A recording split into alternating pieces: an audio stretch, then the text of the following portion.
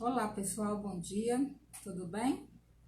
Estamos nós aqui mais uma vez reunidos, graças a Deus, com saúde, em paz, em nossos lares, para realizarmos juntos mais um estudo da obra Pão Nosso. Sejam todos bem-vindos. Enquanto o Instagram está aí anunciando o nosso estudo, nós vamos nos organizando, nos preparando para esse encontro. Muito obrigada pela companhia de vocês. Se vocês puderem me dar um retorno, me avisando se o som está bom, se está audível, se nós estamos com a imagem também, se está tudo ok.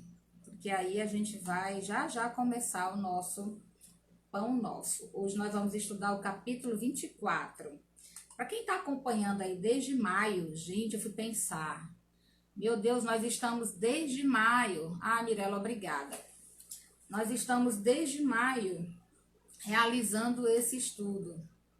Começamos em maio com a abertura do livro e a explicação a respeito da importância da obra do Emmanuel, particularmente a coleção Fonte Viva, que estuda todo o Evangelho de Jesus, passagens significativas do Evangelho do Cristo, do Novo Testamento, e nós estamos aqui. Outubro já está encerrando e a gente está aqui, firme e forte. Eu espero que a gente consiga manter esse estudo. A gente teve alguma alteração, né, em decorrência da mudança do dia, por conta de outras atividades, mas nós vamos deixar de fazer o pão nosso, de nos alimentarmos com as obras do benfeitor Emmanuel. Para quem está com o livro aí, o capítulo que nós vamos estudar hoje é o 24, chama Filhos Pródigos. Eu estou elaborando, montando uma palestra sobre essa temática. Nós, os filhos pródigos. Esse é o tema da minha palestra que eu estou organizando. Quando eu me deparei com esse texto do Emmanuel, eu encontrei alguns aspectos da parábola do filho pródigo, né, que é contado no Novo Testamento por Lucas.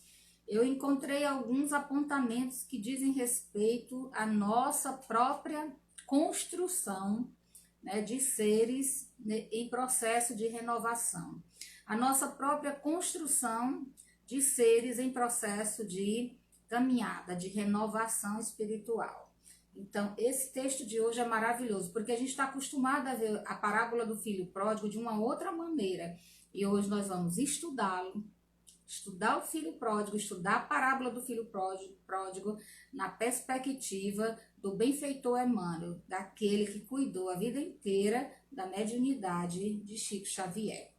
A gente começa já. E hoje, só para vocês terem uma ideia, o nome da nossa série no IGTV, aqui no Instagram, é Café com Pão Nosso. Então, hoje eu trouxe meu café, tá? Hoje eu trouxe meu café tá aqui comigo. Então, antes da gente começar, vamos fazer nossa prece inicial para quem está chegando aí, né? Muito obrigada. Obrigada por todos vocês, pela companhia de sempre. É verdade, Tamires, passa muito rápido, os meses voaram. Ao mesmo tempo que a gente tem a sensação que a pandemia começou ontem, parece que o ano, né, já acabou. Foi tudo muito rápido e vai ser mais rápido ainda, gente. Daqui a pouco a vida volta a uma nova normalidade. A gente volta a ter uma vida nova, diferente daquela que a gente tinha antes, melhores. Vamos fazer nossa prece. Rafael, meu amor, um beijo grande. Isaac, Vanessa, muito bom dia a todos vocês.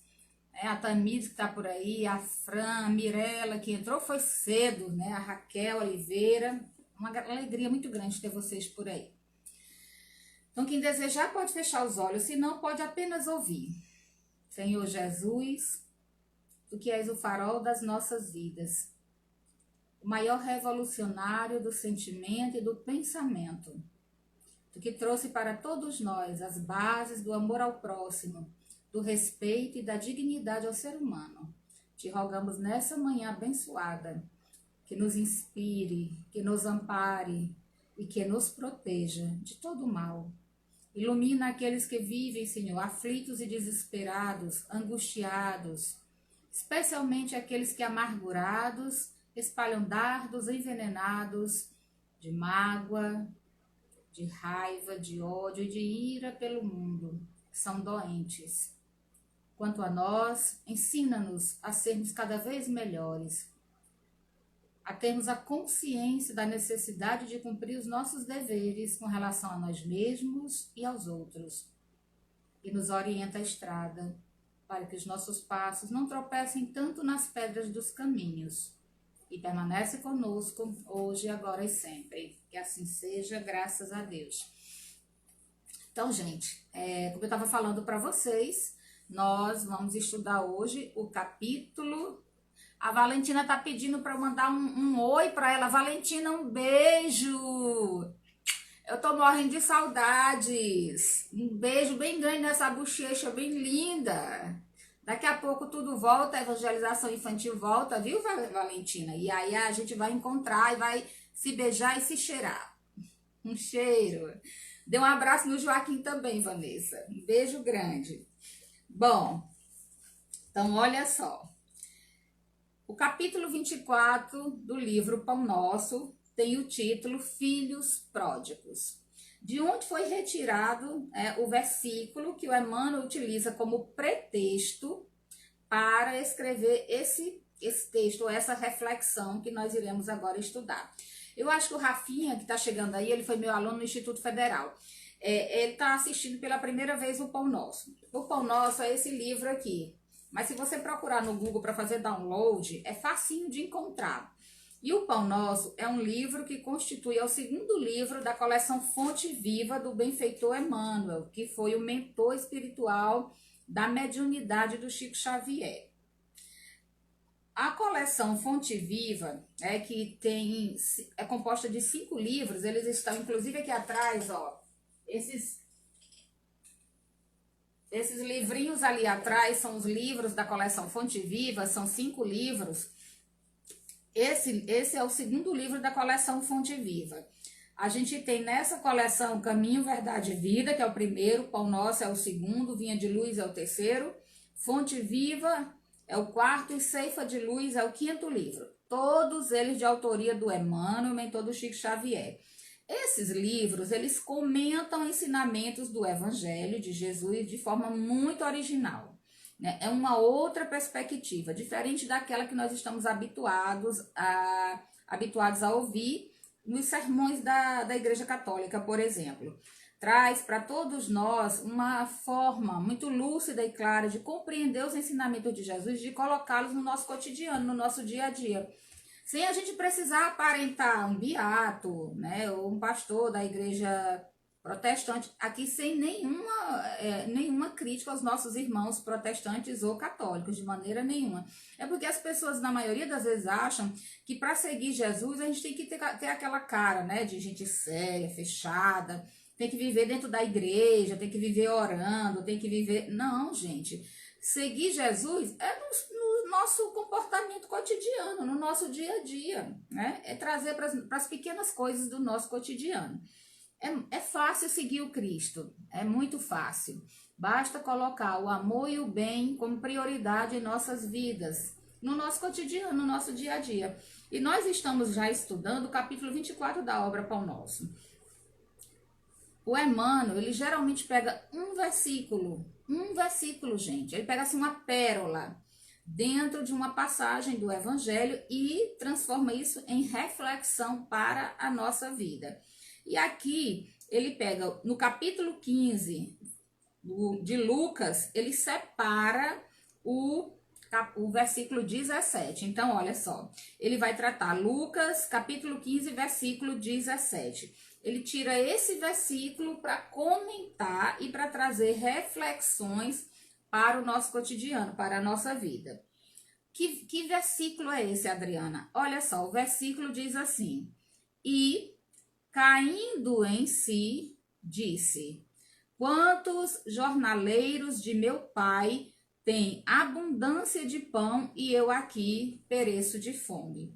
Esse versículo que o Emmanuel vai utilizar para estruturar o capítulo 24 encontra-se na parábola dos 2 filhos, como o Haroldo Dutra Dias traduz no seu evangelho. Que o Haroldo Dutra Dias, ele traduziu o Novo Testamento, e se vocês precisarem comprar o Novo Testamento, comprem o dele. Porque o dele vem traduzido direto do hebraico para para o português, e ele traz inúmeras notas de rodapé explicando aspectos que estão presentes no Novo Testamento e que são do contexto do judaísmo, que a maioria de nós não compreende, porque nós não somos judeus e não estudamos o judaísmo. Então é um evangelho extremamente rico. Ele está aqui também, ó.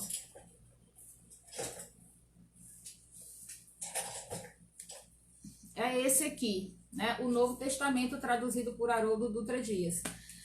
Esse aqui, ele é fundamental para a gente estudar, né, as obras do Emmanuel, porque às vezes você pega uma passagem e vai lá no Novo Testamento para conferir.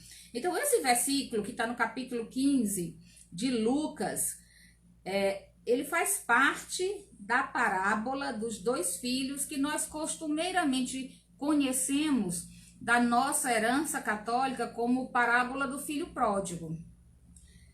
E geralmente, quando a gente vai discutir a parábola do filho pródigo, ou quando alguém vai fazer um sermão, né, o sermão é uma estrutura textual muito utilizada nos templos religiosos. Quando se estrutura um sermão dessa parábola, normalmente se identifica essa parábola como parábola do filho pródigo. E a gente aprende com o Emmanuel que não é um filho pródigo, são os dois filhos, né? Ou os dois filhos equivocados, os dois filhos iludidos, os dois filhos enganados. E depois a gente vai ver isso aí, porque isso aí é assunto muito amplo para um outro momento. Mas ele pega aqui, e caindo em si disse, quantos jornaleiros de meu pai têm abundância de pão e eu aqui pereço de fome. Está na passagem da parábola do filho pródigo. Bom, gente, primeira coisa que a gente precisa atentar aqui, quando Lucas diz assim, e caindo em si. Porque lembra da parábola do filho pródigo? Ele pede ao pai a sua herança, parte na herança, vai embora de casa, gasta tudo que tem, né, com bebida, com mulheres, acaba com tudo que ele tinha e aí começa o seu processo de dor e de miséria. Começa a passar fome, começa a dormir na rua. E aí um dia ele resolve, para não passar tanta fome, pedir emprego para cuidar de porcos. E aí ele lembra que até os porcos da casa do pai dele eram melhor tratados do que ele. E é nesse momento que ele diz, e caindo em si, disse, quantos jornaleiros de meu pai têm abundância de pão, quantos trabalhadores do meu pai têm abundância de pão e eu aqui pereço de fome. Ele cai em si. Então, olha só o início desse versículo, e caindo em si. Caindo em si é uma expressão que traz para nós, para a nossa vida, muitas reflexões. Quantas reflexões a respeito da vida nós podemos fazer a partir do momento em que caímos em nós mesmos? E quando ele usa a expressão caindo em si, eu me lembrei de outras circunstâncias do Evangelho de Jesus em que as personagens caíram em si. Por exemplo, Judas sonhou com o poder político do Evangelho. Quando ele caiu em si, era tarde demais. Por quê? Porque Judas acreditava que Jesus era fraco, que Jesus não tinha pulso, que Jesus deveria se coligar com o poder mundano para conquistar o reino, né? O reino de Deus. E Judas, com essa inocência, não por maldade, porque Judas acreditava que estando Jesus preso, os apóstolos fariam a revolução e depois eles entregariam para o Cristo o reino que ele tanto aguardava. Judas foi ingênuo. Quem conta essa história é Humberto de Campos. Ele foi muito ingênuo. Então, quando ele caiu em si, quando ele se deu conta de que ele tinha sido usado como um instrumento para uma armadilha, quando Judas caiu em si e deu-se conta de que ele havia sido instrumento para a prisão e o martírio de Jesus, quando ele caiu em si, era tarde demais. Olha só, bom dia, Jordana, bom dia, Lucimar. Olha só, eu estou falando da primeira expressão, logo no comecinho do versículo 17 do capítulo 15 de Lucas. caindo em si, a gente está falando aqui do filho pródigo, para quem está chegando aí, caindo em si, né? Ele disse para si mesmo: quantos trabalhadores do meu pai têm abundância de pão e eu aqui pereço de fome? Ele caiu em si. E essa expressão caindo em si traz para nós reflexões a respeito de outros episódios do evangelho. Porque quando Judas cai em si, porque ele acreditava que o evangelho deveria estar associado ao poder político, quando Judas cai em si era tarde demais, Jesus já estava sendo crucificado. Sabe outra criatura que caiu em si? Pedro, quando ele negou Jesus 3 vezes, quando ele caiu em si, ele chorou copiosamente e pediu perdão ao Cristo. Sabe outra criatura que caiu em si na história da Bíblia? Maria de Magdala. Maria de Magdala. Quando ela caiu em si e se deu conta de que ela vivia apenas para as sensações do corpo, apenas para as sensações mundanas, quando ela caiu em si, ela se tornou o 13º apóstolo do Cristo. Então, olha só o tanto de coisa que nós podemos refletir a partir de um único trechinho, de um versículo de Lucas, caindo em si. Mas como nós estamos aqui para estudar esse trechinho da parábola do filho pródigo, eu estava só levantando aqui algumas conjecturas, para a gente ver como a gente pode ler a Bíblia, ler o Evangelho de diversas maneiras, né? De maneiras que façam sentido, significado para a nossa vida. Como o título do capítulo 24 é Filhos Pródigos. Oi, Alessandra, tudo bom? Tudo bom, Sandrinha? Tudo bom, Tati?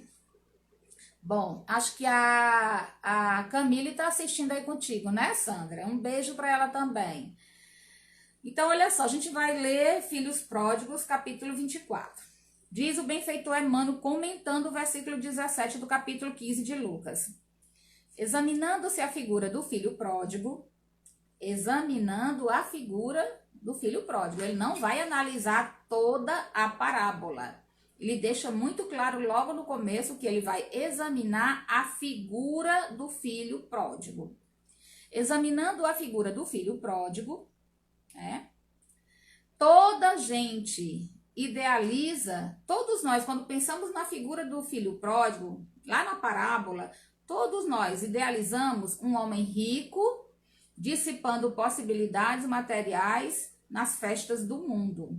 Isso aqui é a visão imediata que nós temos do filho pródigo. Isso não é verdade. Todos nós, quando nós mentalizamos o filho pródigo, a gente pensa normalmente em alguém rico, como eu acabei de falar, gente, né, no comecinho. Quem que era o filho pródigo? Acabei de falar. O filho pródigo, né, aquele que tinha muitos bens, que pediu a herança, a parte dele da herança ao pai, e aí saiu pelo mundo gastando com bebidas e com mulheres. Por que imediatamente é essa imagem que nos vem à cabeça? Porque é isso que está lá escrito na parábola do filho pródigo. Então, Emmanuel diz assim, quando nós examinamos a figura do filho pródigo, toda a gente idealiza um homem rico dissipando possibilidades materiais nas festas do mundo. Isso aqui é a nossa visão imediata. Esse quadro do filho pródigo, todavia, deve ser ampliado. Deve ser ampliado, diz o benfeitor Emmanuel, abrangendo as modalidades diferentes. Por quê? Por que ele diz isso? Porque há outras modalidades de filhos pródigos. Há outras modalidades de filhos pródigos, não somente aquele que dissipa bens materiais. Pródigo não é somente aquele que é dissipador, esbanjador, perdulário de bens financeiros ou materiais. Ele diz, há outras modalidades de filhos pródigos. Há outras modalidades, além daquele que nós figuramos em nossa mente, como o homem rico que saiu dissipando os bens que havia recebido da herança de seu pai. Há outros filhos pródigos, há outras modalidades. E aí o Emmanuel diz assim, os filhos pródigos não respiram somente onde se encontra o dinheiro em abundância. Olha, gente, isso aqui é tão importante para a gente refletir, Porque o pródigo, o perdulário, o esbanjador, o dissipador não está somente onde sobra o dinheiro.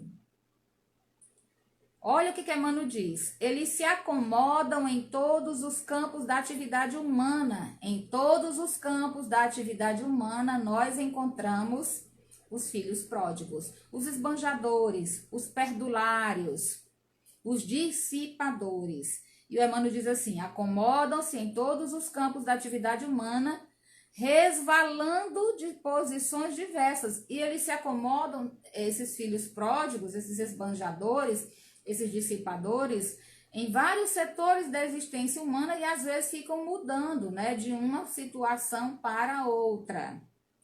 Grandes cientistas da Terra, eu achei isso aqui interessante. Olha, então, quem são esses esbanjadores? Quem são esses filhos pródigos? Quem são esses dissipadores? E aí ele vai dizer: grandes cientistas da Terra são perdulários da inteligência. Gente, para tudo, né? Para aí tudo um minutinho.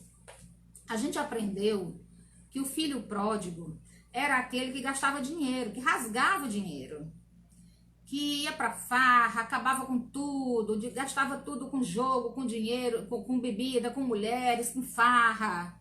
Até hoje, né, a gente chama de esbanjador aquela pessoa que chega num lugar e paga tudo pra todo mundo, porque tá na festa, tá no bar, tá, né, ali com os amigos de farra, porque não se enganem. Amigos de farra só ficam com a gente até enquanto você tem dinheiro. Por que o filho pródigo andava sozinho? Sozinho, miserável, abandonado depois que ele perdeu tudo. Vocês acham que quando ele não tinha dinheiro, que ele estava rasgando dinheiro, indo a festas, né, na companhia de grandes mulheres, vocês acham que ele não estava assim, cercado de pessoas? Normalmente os amigos de farra, né, eles desaparecem quando o dinheiro também acaba. Mas aqui ele está dizendo, ele está nos dizendo que há outros tipos de esbanjadores, há outros tipos de perdulários, há outras modalidades de filhos pródigos. Quem são esses? Grandes cientistas da Terra são perdulários da inteligência. Então, do mesmo jeito que a gente utiliza mal, que a gente emprega mal o dinheiro, que a gente emprega muito mal os bens materiais, que a gente emprega os bens materiais apenas para o bel prazer do corpo, e eu quero dizer uma coisa para todos nós que estamos aqui. O corpo físico, ele acaba. Esse é o fenômeno da morte. Quando ele acaba, acaba junto com ele todas as sensações que pertencem ao campo da matéria. Tudo aquilo que a gente tem prazer, sente prazer, porque o prazer é um elemento da matéria. Tudo aquilo que nos dá prazer, e aí eu estou falando dos sentidos, das sensações, acaba com a morte do corpo físico. E se tudo que a gente viveu na vida foi só prazer, nós vamos voltar vazios para o mundo espiritual, porque a matéria fica. Entendeu? Então, olha só, grandes cientistas da Terra são perdulários da inteligência. Da mesma maneira que a gente usa mal o dinheiro e emprega mal os bens materiais, há criaturas extremamente inteligentes que utilizam mal os recursos da inteligência que elas possuem. Gente, vocês acham que o Hitler era alguém inteligente? O Hitler tinha uma inteligência acima da média. Ele era alguém extremamente inteligente. O que foi que ele fez com a inteligência dele? Usou para o mal, para dizimar vidas, para destruir pessoas, para manipular outras. Ele é um filho pródigo da inteligência. E nós, quando não utilizamos a nossa inteligência para o bem, ou nos acomodamos na preguiça e na ociosidade, e deixamos de utilizar os bens que nós recebemos como instrumentos para o nosso crescimento, nós também estamos sendo filhos pródigos. Então, o Emmanuel diz aqui, grandes cientistas da Terra são perdulários da inteligência, são dissipadores da inteligência, destilando venenos intelectuais Venenos intelectuais. Porque há coisas que nós não deveríamos ler. Há coisas que nós não deveríamos, de maneira nenhuma, ter contato nem ter acesso, porque são venenos intelectuais. Destilando venenos intelectuais indignos das concessões de que foram aquinhoados. Receberam concessões para utilizar aquela inteligência que deveria ser utilizada para o bem, e o que é que eles fazem? Utilizam para o mal. Então, eles também são filhos pródigos. Estão prodigalizando a inteligência, dissipando, utilizando mal a inteligência que receberam. Artistas preciosos, outro tipo de filho pródigo que o Emmanuel aponta. Artistas preciosos gastam, por vezes, inutilmente, a imaginação e a sensibilidade em aventuras mesquinhas, caindo, afinal, nos desvãos do relaxamento e do crime. Meus alunos que tiveram aula comigo de literatura, que acompanharam, por exemplo, as aulas do romantismo, tanto o brasileiro quanto o português, e se a gente for falar do romantismo alemão e do romantismo francês, vão lembrar muito bem dos romances e dos contos românticos.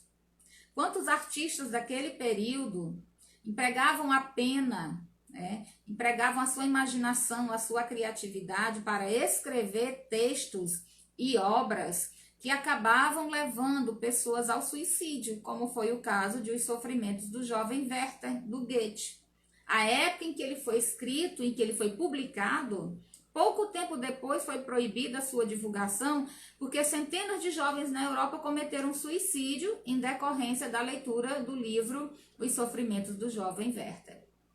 Quando a gente usa a inteligência, e aqui no caso dos artistas eu estou falando da escrita, dos músicos, dos pintores, quantas histórias nós conhecemos de pintores, grandes nomes, de artistas plásticos, de músicos, de escritores que receberam, como o Emmanuel diz aqui, a concessão do alto para desenvolver esses talentos e os empregaram da pior maneira possível, inclusive caindo no crime, como ele diz aqui, caindo no relaxamento e no crime. Muitos cometeram suicídio, outros tantos levaram outros a se suicidar. Alguns se tornaram dependentes de álcool ou de substâncias químicas, alguns outros enlouqueceram. Esses também o Emmanuel denomina como filhos pródigos. Por quê? Porque utilizaram mal os bens, a herança que receberam do nosso pai. Quando ele fala dos cientistas que envenenam o mundo, o planeta e as criaturas com o intelecto deturpado ou com o veneno do intelecto.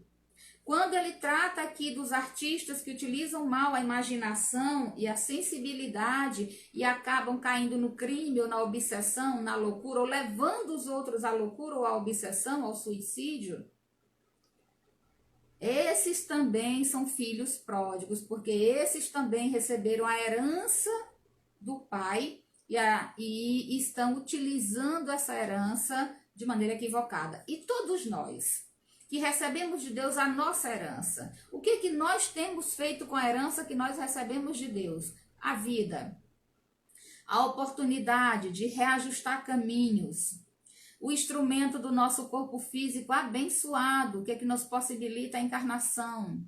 O que nós temos feito dos benefícios que temos recebido de Deus, que Ele tem nos concedido para nossa melhoria, recursos esses que estão aos nossos olhos, a nossa profissão, a possibilidade de estudar, a nossa família, o lugar em que nós vivemos. O que é que nós estamos fazendo da herança que nós recebemos do Pai? Será que não temos também sido dissipadores dessa herança, pródigos da herança que recebemos de Deus? É necessário pensar, Outro dia, eu estava ouvindo uma pessoa comentando, muito empolgada, a leitura daquela coleção 50 Tons de Cinza. Ela estava comentando empolgada que ela tinha lido todos os livros e numa empolgação. E eu perguntei para ela o que foi que ela tirou de proveitoso daqueles livros para a vida dela. Se ela vivesse hoje uma grande dor, uma grande aflição, passasse por uma grande perda, ou tivesse que tomar uma decisão muito séria na vida dela, ou tivesse que resolver algo muito importante para a família dela, o que aqueles 5 livros iriam, se ela não tivesse lido mais nada, tivesse lido só eles, o que aqueles livros iriam ajudá-la? Em que aqueles livros iriam ajudá-la? E ela não soube me responder. Sabe por quê? Porque não ia ajudar em nada. Não ia ajudar em nada, gente, porque não tem conteúdo ali dentro suficiente para sustentar a nossa estrutura psicológica e emocional. Agora, quero dizer uma coisa para você. Quando você pega qualquer texto para ler, se eu começar a contar aqui uma narrativa para vocês, qualquer história, né? Por exemplo, ontem, quando eu saí da minha casa à tarde, eu estava indo para o centro espírita fazer um atendimento e a uns 3 quarteirões depois da minha casa, eu encontrei um senhor caído no meio-fio da avenida, naquele canteiro da avenida. E como a rua estava muito deserta, não tinha ninguém, eu fiquei naquela aflição, paro, não paro, paro, não paro. Acabei parando o carro e fui olhar quem era. Era um senhor que costumeiramente passa ali pela rua, ele é alcoólatra. E quando eu toquei nele, ele se assustou, então eu vi que ele estava vivo. Eu perguntei se ele queria ajuda, se ele queria ir para casa. E aí ele falou que não, que estava esperando já um sobrinho que estava indo buscar ele de moto. E que ele não tinha aguentado e tinha deitado num sol tão quente.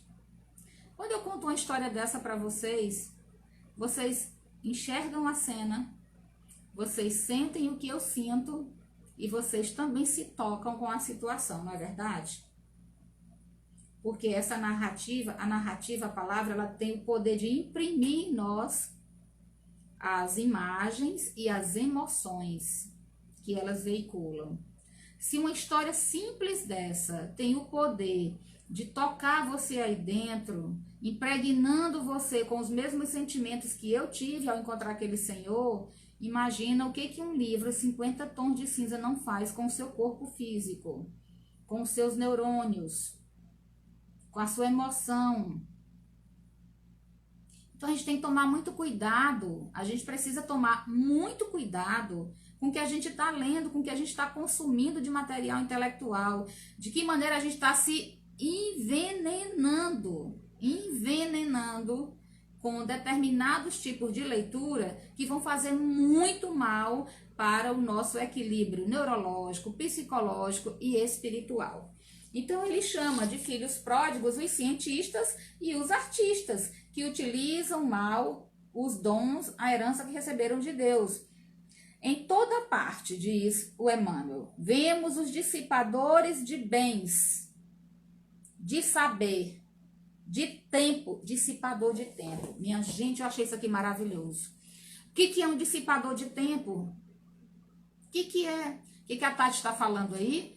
É verdade, imagina livros e vídeos, isso acaba nos consumindo de forma inconsciente, exatamente. Todas as vezes que a gente vê alguma coisa, né, fica vendo aquelas imagens, ou aqueles vídeos muito pesados, com imagens muito grotescas. As pessoas têm uma coisa meio mórbida, às vezes mórbida, de quando encontram um acidente, filma e fica circulando entre as redes sociais. Aquilo causa um impacto muito grande no nosso psicológico, no nosso neurológico, no nosso emocional e no nosso espiritual.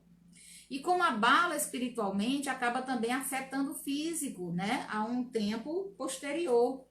Por quê? Porque tudo que desequilibra o nosso espírito depois precisa ser expurgado para fora. E o instrumento de expurgação, né, o filtro de todo o desequilíbrio do nosso espírito é o corpo físico, é a matéria. Por isso que às vezes a gente vive doente e não sabe por quê. Vive consumindo lixo intelectual, vídeos pornográficos, vídeos ou imagens muito agressivas, muita violência, muita cena de sexo, tudo isso desequilibra o nosso campo mental. E aí o Emmanuel diz que nós temos dissipadores dos bens, de saber e de tempo. E aí eu estava falando do dissipador do tempo. O André Luiz diz, né, que uma das maiores aflições que se vive no mundo espiritual é a sensação do tempo perdido. Sensação do tempo perdido, gente. Aí eu lembrei aqui, dissipadores de tempo. Quem são dissipadores de tempo? São aqueles que não utilizam o tempo que têm em benefício próprio e em benefício dos outros. São aquelas criaturas ociosas, preguiçosas. O Emmanuel tem vários textos falando sobre a preguiça. Vocês sabiam disso? Qualquer hora dessa eu vou fazer uma live especial só sobre isso, sobre a preguiça e a ociosidade.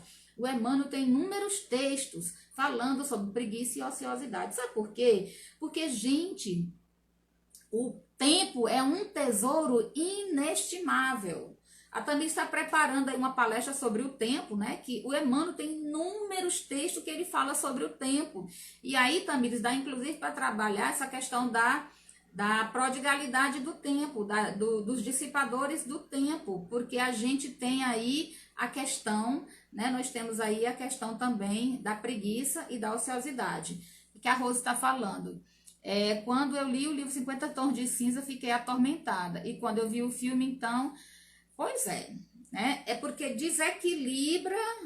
desequilibram quase todos os seus centros de força. Começando pelo genésico, porque quem já leu o livro, eu nunca li, nem tenho nenhuma pretensão de ler, nunca vi o filme, também não tenho nenhuma pretensão de ver, porque eu não consumo, eu tenho o hábito de me policiar para não consumir lixo intelectual. Eu tenho o hábito de fazer isso, né? Desde que eu conheci a doutrina espírita, eu fico me policiando. Então, olha só, sim, Tamires, vai anotando aí. Quando a gente começa a falar de prodigalidade do tempo, a gente entende que a pessoa que é pródiga do tempo é aquela que por preguiça, né, por negligência, por ociosidade, não utiliza o tesouro do tempo que ela recebeu em benefício do seu próprio crescimento e do crescimento dos outros. Então, há aquelas criaturas que simplesmente vivem para comer e para dormir. Ou aquelas que simplesmente vivem para o prazer do corpo físico e não fazem mais nada além disso. E estão malbaratando o tempo que Deus lhes concedeu para o próprio crescimento. Ontem eu falei no Instagram do Allan Kardec, né, de Luzilândia, a respeito da doutrina espírita. E agora eu estou lembrando aqui que uma das coisas que eu comentei lá foi justamente, né, essa questão de como nós, muitas vezes, nós nos enganamos, né? A gente se engana. E a doutrina espírita, ela é um farol, assim, ela clareia, amplia a nossa visão de ser universal.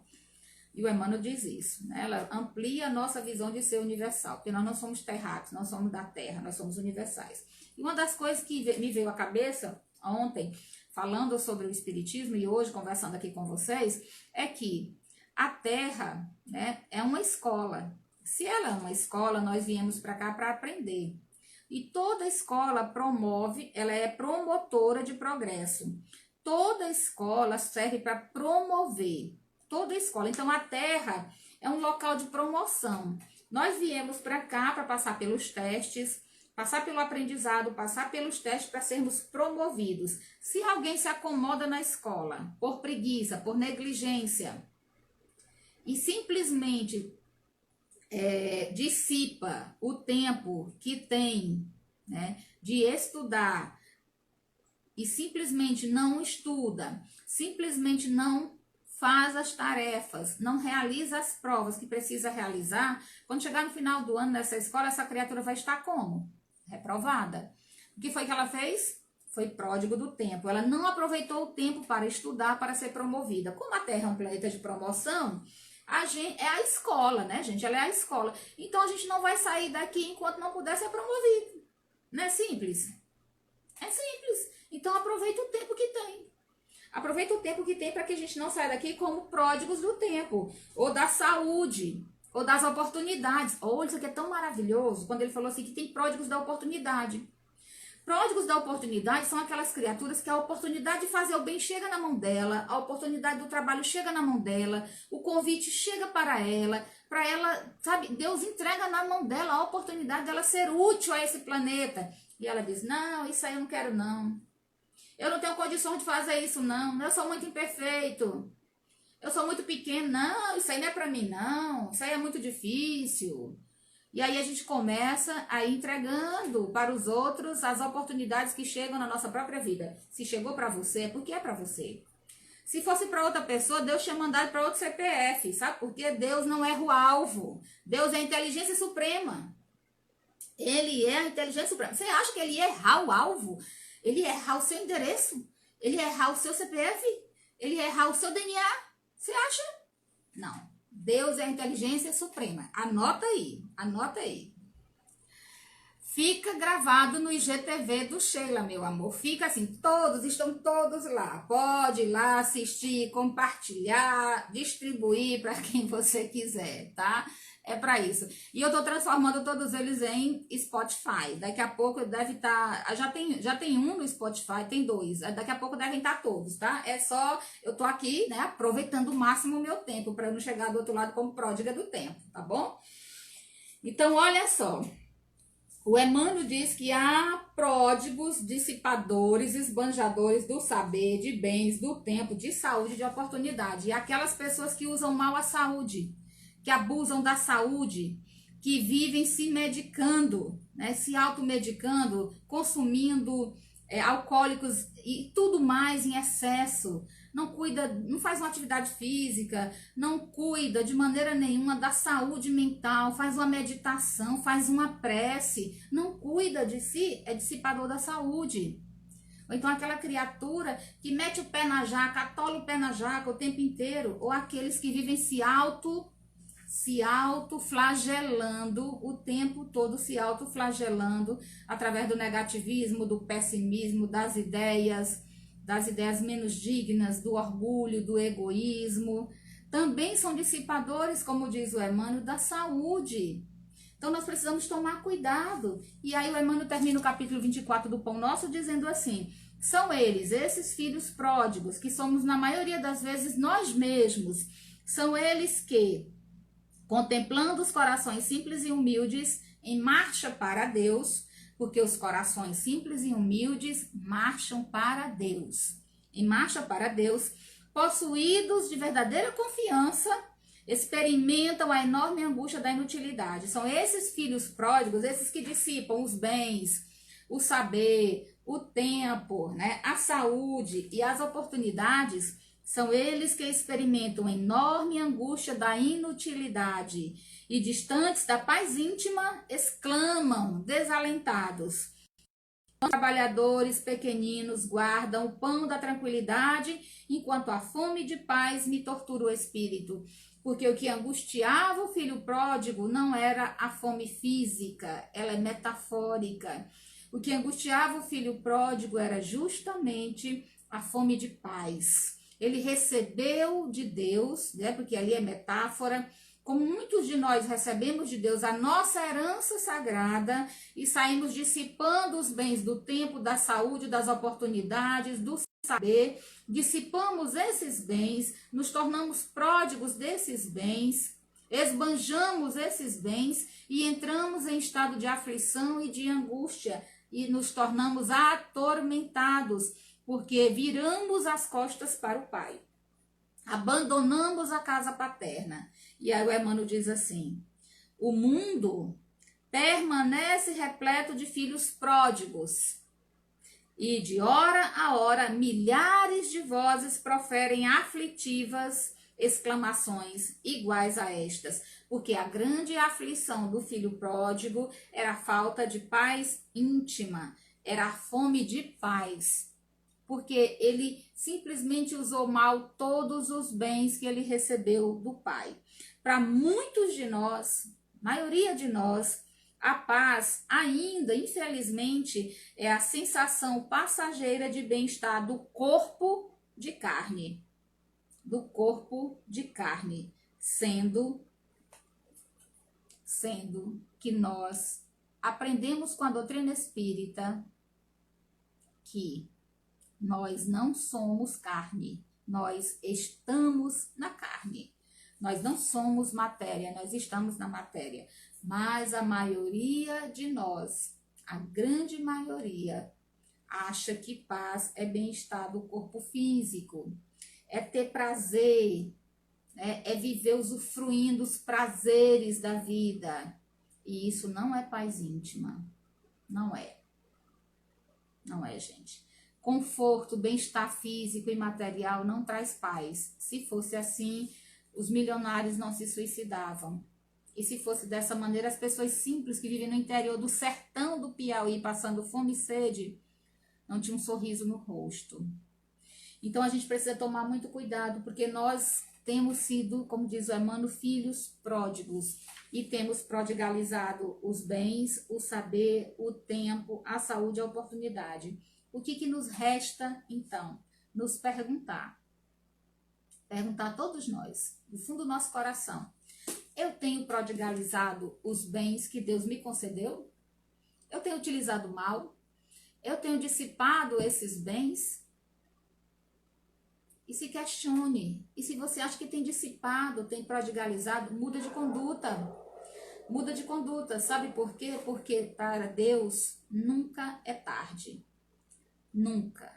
Todos os dias, quando nós acordamos, nós renascemos para a vida. É uma nova oportunidade, é um novo dia.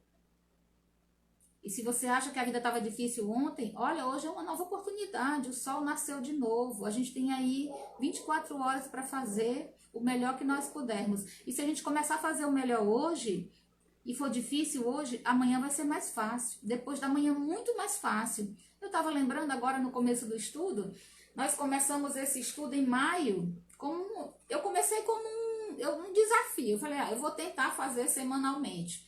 Eu fiz a primeira semana, fiz a segunda, estamos há quase 8 meses juntos. Então era isso. Nosso pão nosso, o nosso alimento de hoje era esse. Eu espero que vocês tenham gostado. Muito obrigada aí pela presença de vocês. Muito obrigada pelo carinho, pela companhia de sempre. O pão nosso vai ficar gravado no IGTV. A gente vai fazer nossa prece agora final. O Instagram já me avisou que daqui a pouco ele vai encerrar.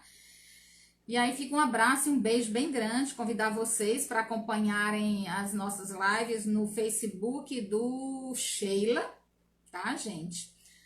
Trabalho que a gente faz de divulgação da doutrina espírita. Avisar para todos vocês que a partir de novembro a gente vai começar a retomar as nossas atividades no centro. A gente já está fazendo atendimento fraterno, alguns atendimentos emergenciais. A gente tem aí os nossos WhatsApps, que a gente coloca nas redes sociais para o atendimento fraterno. Se você quiser um atendimento fraterno, é só entrar em contato com os nossos WhatsApps. E em dezembro a gente volta para o trabalho na casa, né, aberto ao público, com evangelho, vibração, palestra e passe, tá bom? Muito obrigada pela companhia de vocês. Fazer uma prece rapidinho, só para encerrar. Muito obrigada. Pai querido, que o teu amor envolva todos nós aqui presentes, a todos nós que nos conectamos nesse momento, coração a coração, a esses ensinamentos. Nossa gratidão. Ilumina os nossos passos ao redor de nós, para que aqueles que convivem conosco também sejam iluminados. Permanece conosco, hoje, agora e sempre. Muito obrigada, Senhor. Que assim seja.